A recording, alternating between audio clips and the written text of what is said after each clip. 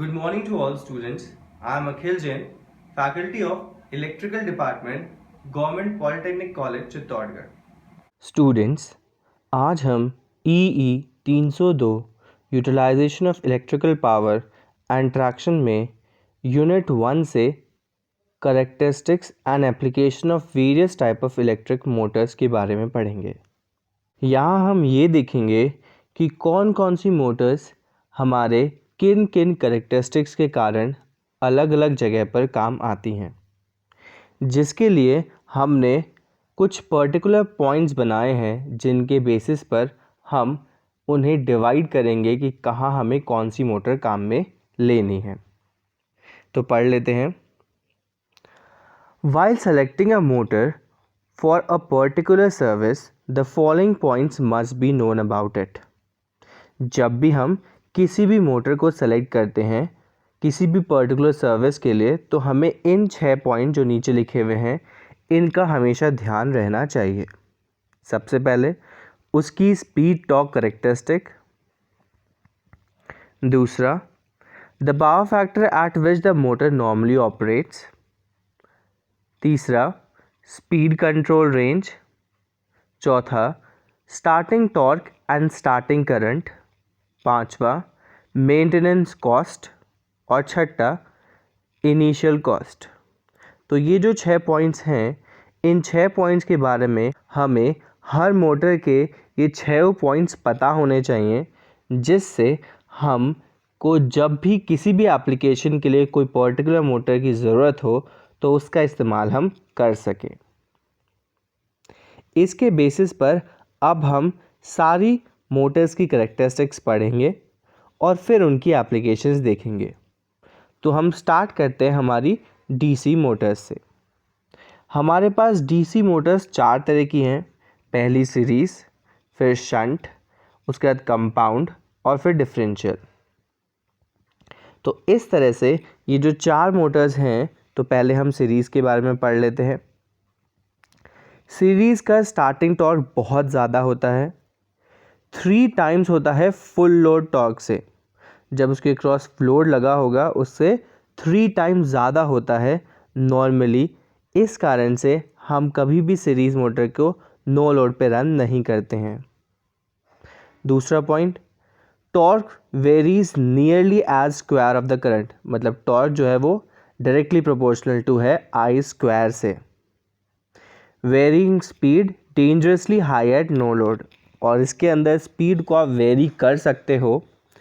Self adjustment speed, आपको जिस हिसाब से स्पीड को एडजस्ट करना हो उस तरह से हम स्पीड को एडजस्ट कर सकते हैं. अगर आप इंक्रीज़ करेंगे लोड को तो स्पीड डिक्रीज़ हो जाएगी, और अगर डिक्रीज़ करेंगे लोड को तो स्पीड इंक्रीज़ हो जाएगी.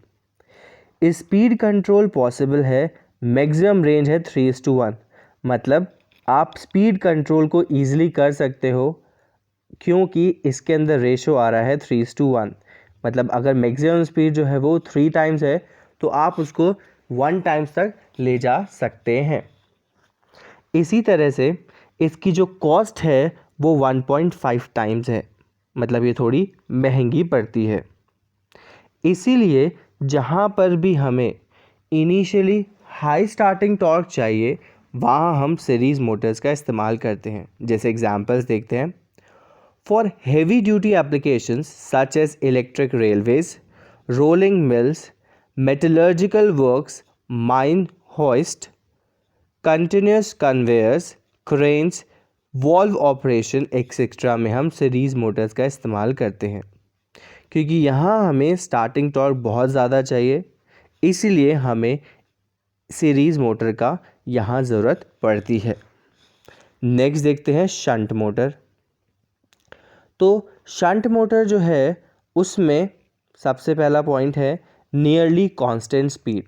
शंट मोटर की स्पीड क्या रहती है? हमेशा कांस्टेंट रहती है. Torque is directly proportional to current. Torque varies nearly as the current. मतलब जितना टॉर्क होगा उसी हिसाब से उसका करंट होगा. उनका रिलेशन है T is directly proportional to I. Medium starting torque. Starting torque इसका मीडियम रहता है. देखिए वहाँ पर 3 टाइम्स था, यहाँ पर 2 टाइम्स है. Twice full load torque with twice full load current at start. चौथा है कंटिन्यूस स्पीड रेंज ऑफ 4:1 आप स्पीड रेंज कर सकते हैं। कंटिन्यूस स्पीड रेंज ऑफ 100:1 और more by means of ward-Lennard control.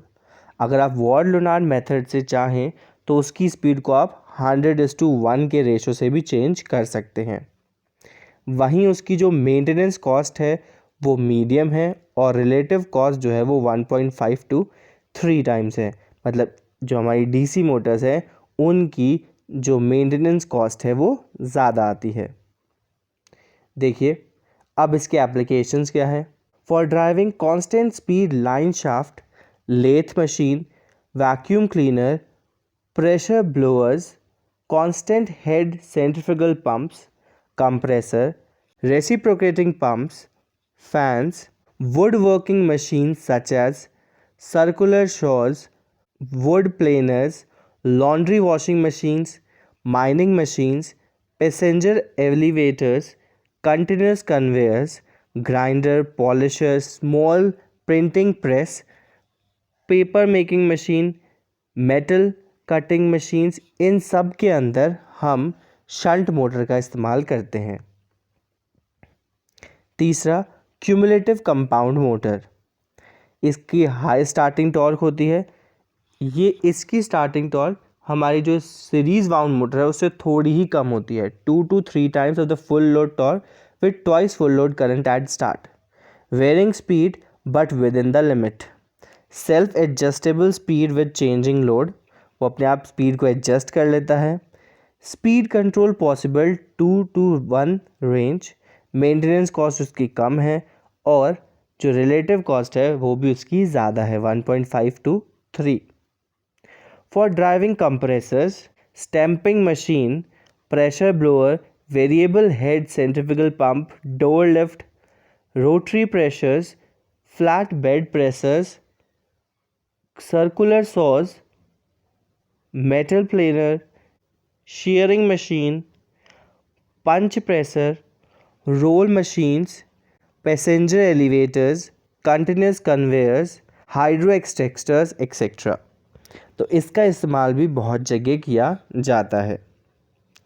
वहीं डिफरेंशियल कंपाउंड मोटर की बात करें तो इसका इस्तेमाल हम कहीं नहीं करते क्योंकि इसका स्टार्टिंग टॉर्क बहुत ज़्यादा कम है, कांस्टेंट स्पीड है बट डेंजरसली हाई हो जाती है नो लोड पे। नो लोड पे इसकी स्पीड हमारी जो सीरीज़ वाउंड है उससे भी बहुत ज़्यादा हो जाती है जो कि हम उसको कंट्रोल नहीं कर सकते। मेंटेनेंस कॉस्ट इसकी मीडियम है और रिलेटिव कॉस्ट इसकी 1.5 to 3 है। नेक्स्ट हम आते हैं एसी मोटर्स पे। तो एसी मोटर्स हमारे पास दो तरह की होती हैं, 3 फेज़ और सिंगल फेज़। वहीं 3 फेज़ के अंदर भी हमारे पास दो तरह की मोटर है, सिंक्रोनस मोटर और इंडक्शन मोटर। तो पहले हम सिंक्रोनस मोटर के बारे में पढ़ते हैं। Plain synchronous motor, plain synchronous motor के अंदर क्या क्या है। Plain synchronous motor, constant speed at varying load, अगर आप लोड को बहुत ज़्यादा वेरी करेंगे तो भी इसकी स्पीड कांस्टेंट रहेगी। No self starting torque, speed control not possible, capacity of working over wide range of power factor both leading and lagging. तो ये किस पे वर्क कर सकती है इजीली, लीडिंग और लैगिंग लोड्स के ऊपर ये इजीली वर्क कर सकती है। मेंटेनेंस कॉस्ट मिनिमम और रिलेटिव कॉस्ट है उसकी 2। For driving continuously operating equipments at constant speed such as ammonia and air compressor, motor, generator set etcetera, जहाँ पर भी कांस्टेंट स्पीड ड्राइव्स होती हैं वहाँ हम सिंक्रोनस मशीन का इस्तेमाल करते हैं। For main drives of continuous rolling mills, medium and large drives in the paper and cement industries. For voltage control at the end of the transmission lines. For improving power factor like capacitors in large power system in which considerable lagging power factor equipment is installed. तो वो जहाँ पर भी हमें improve करना हो power factor वहाँ use कर सकते हैं, वोल्टेज कंट्रोल करना है ट्रांसमिशन लाइन में वहाँ यूज़ कर सकते हैं, जहाँ पर हमें कांस्टेंट स्पीड टॉर्क्स हैं वहाँ यूज़ कर सकते हैं, और पेपर मिल्स और सीमेंट इंडस्ट्रीज़ में इसका यूज़ किया जाता है। नेक्स्ट है सिंक्रोनस इंडक्शन मशीन। तो उसकी स्पीड भी कांस्टेंट है। Twice full load torque with twice full load current at start, जैसे अभी हमने ऊपर देखा था कि फुल लोड टॉर्क जो है वो स्टार्टिंग में बहुत ज़्यादा नहीं होता है, कोई चेंज नहीं होता है, यहाँ पर twice the two full load torque है। इसके बाद capability of working over wide range of power factor, वो हमारी सारी सिंक्रोनस मोटर्स कर सकती हैं। Speed control not possible, maintenance cost medium है और रिलेटिव कॉस्ट 2 है। It is used when some starting torques is to be developed but load torque remains fairly steady such as large fans, compressors, line shaft and pump, जहाँ पर भी हमें थोड़ा बहुत starting torque चाहिए मगर जब लोड कनेक्ट होगा तो वो एक कांस्टेंट स्पीड से ही रन करेगी, वहाँ पर हम सिंक्रोनस इंडक्शन मोटर्स को यूज़ करते हैं। तो ये हमारी सिंक्रोनस मोटर्स थी। अब हम इंडक्शन मोटर पे चलते हैं। इंडक्शन मोटर हमारे पास अलग अलग तरह की हैं। पहली है स्क्वायरल केज टाइप, तो उसकी स्पीड जो है वो नियरली कांस्टेंट रहती है। पुअर स्टार्टिंग टॉर्क है। Full load torque with 5 times full load current at start, मतलब स्टार्टिंग में करंट जो है वो बहुत ज़्यादा हाई होता है बट टॉर्क जो है वो बहुत ज़्यादा हाई नहीं होता। नेक्स्ट, हाई ओवरलोड कैपेसिटी, मतलब ये ईजिली ओवरलोड पे रह सकती है। सिंपल स्टार्टिंग अरेंजमेंट, इसके लिए आपको अलग से कोई स्टार्टिंग मेथड्स यूज़ करने की ज़रूरत नहीं है। Speed control not possible, speed control possible नहीं है। पावर फैक्टर जो है वो 0.7 से 0.9 लैगिंग के बीच में रहता है। मेंटेनेंस कॉस्ट वेरी लो और रिलेटिव कॉस्ट है इसकी यूनिटी। अभी तक हमारी सब के अंदर रिलेटिव कॉस्ट जो आई है, जो इसकी इनिशियल कॉस्ट आई है, वो सबकी 1.52 आई है। यहाँ हमें स्क्वायरल केज मोटर में रिलेटिव कॉस्ट 1 मिली है, मतलब ये जो मोटर है वो सस्ती होती है। For low and medium power drives where speed control is not required such as for the water pumps, tube wells, lathe machines, drill machines, line shaft, circular saws, grinders, polishers, wood planers, compressors, laundry machines, fans and blowers, इसके अंदर हम induction machine का इस्तेमाल करते हैं, squirrel cage type induction machine का। दूसरी है double squirrel cage type machine. तो इसका इस्तेमाल कहाँ करते हैं? देखिए, इसके अंदर भी जो स्पीड है वो कांस्टेंट है। High starting torque with low starting current, तो यहाँ पर स्टार्टिंग टॉर्क आपको हाई मिल रहा है। ऊपर जो हमने मशीन पढ़ी वहाँ पर स्टार्टिंग टॉर्क जो है बहुत ज़्यादा नहीं है। नेक्स्ट है हाई ओवरलोड कैपेसिटी, ये इंडक्शन मशीन्स में होता है। No need of starting equipment, इसको कोई स्टार्टिंग इक्विपमेंट की ज़रूरत नहीं है। स्पीड कंट्रोल पॉसिबल नहीं है। पावर फैक्टर है 0.75 to 9। मेंटेनेंस कॉस्ट है वेरी लो और रिलेटिव कॉस्ट है 1.5। For driving loads requires high starting torque such as the compressors, pump, large refrigerator, crushers, conveyors equipment, boring mills, woodworkers equipment, textile machinery, cranes, punches, lathes etcetera. तो जहाँ पर भी हमें high starting torque चाहिए वहाँ हम इसका इस्तेमाल कर सकते हैं।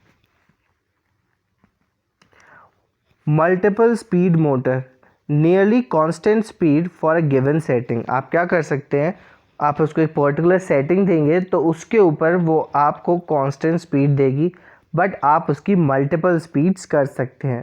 Poor starting torque, full load torque with a starting current of 5 times of full load current. Starting current बहुत ज़्यादा है बट फुल लोड जो टॉर्क है वो पुअर है। पावर फैक्टर 0.75 से 0.9 लैगिंग। यहाँ आप देख रहे हैं इंडक्शन मशीन्स के अंदर सब में लैगिंग पावर फैक्टर ही है। Speed control by changing number of poles of the stator winding, speed range 6:1, no control between steps, maximum 1/6 of the top speed. अगर आप उसकी पोल्स की सेटिंग्स को चेंज करेंगे, मतलब नंबर ऑफ पोल्स चेंज करेंगे तो उसकी स्पीड चेंज हो सकती है, बट अगर आप चाहें कि आपने एक सेटिंग उसकी पर्टिकुलर कर दी उसके बाद आप उसकी स्पीड को चेंज करना चाहें तो वो पॉसिबल नहीं है। Maintenance cost very low, relative cost है 1.5 to 3। For application requiring several definite speed but not necessarily a continuous adjustment speed, such as the ventilating fan, conveyors, machine tools, elevators, traction etc. जिसके अंदर आपको एक particular time के लिए particular speed चाहिए, तो उसके अंदर आप मल्टीपल स्पीड मोटर्स का इस्तेमाल कर सकते हैं। नेक्स्ट है स्लिप रिंग टाइप और वाउंड टाइप। तो चार तरह की हमारी इंडक्शन मशीन्स हो गई। इसकी जो स्पीड है वो कांस्टेंट है, हाई स्टार्टिंग टॉर्क है, हाई ओवरलोड कैपेसिटी है, speed control can be affected 50 to 75%, efficiency low है, पावर फैक्टर 0.75 to 9 है, मेंटेनेंस कॉस्ट लो है और रिलेटिव कॉस्ट 1.5 है। For industrial drives of high power where high starting torque and speed controls are required, such as for driving line shaft, lift, pumps, generators, winding machines, auxiliary fans, smoke exhausters, printing presses, elevators, compressor etc. इनमें हम wound type rotor of induction motor का इस्तेमाल कर सकते हैं। तो आज हम हमारा लेक्चर यहीं ख़त्म करते हैं। नेक्स्ट लेक्चर में हम आगे की मशीन्स के बारे में पढ़ेंगे।